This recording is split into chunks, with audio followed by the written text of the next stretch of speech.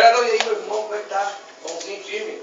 Seja bem-vindo aí. Nós vamos ter um evento massa, né? Tá chegando o dia, né? Dia 12 de outubro, né? Dia 12 tá aí, nós vamos quebrar tudo lá no Arizona Caldo, né? Você, Henrique Danilo, Jader Júnior, Márcio Uriel, Eric Breno e o DJ Derek, Renan Derek. Vamos fazer a bagunça lá, fazendo barulho, né? Dia 12 de outubro, com o nosso amigo Jajá Neves. Banda completa, showzaço, pancada vai ser lá. Estão convidados, estão intimados aí lá no Arizona Country.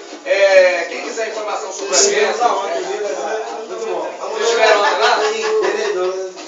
Olha aí, beleza. O pessoal já tá conhecendo lá. Dia 12 é com a gente lá, fazendo barulho. Quem quiser já adquirir ingresso, tá comigo mesmo, 9259-9703, ou pelo Face, Fernando. E aquele ali, 9206-9203? É nosso amigo Alan, pode ligar também, ele tem também.